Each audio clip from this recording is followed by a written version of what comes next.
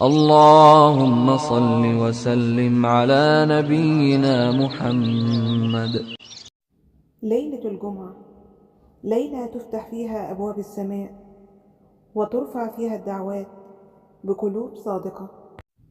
هذا الدعاء موجه لكل من يشعر بثقل في قلبه، ولكل من ينتظر فرجا يبدل حاله، ولكل من يحتاج لمسة رحمة من الله عز وجل.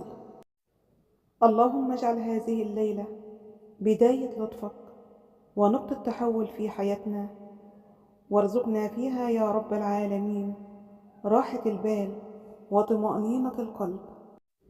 اللهم من علينا في هذه الليلة المباركة بالسكينة، وقرب لنا ما نتمنى، واكتب لنا من الفرج ما يدهشنا.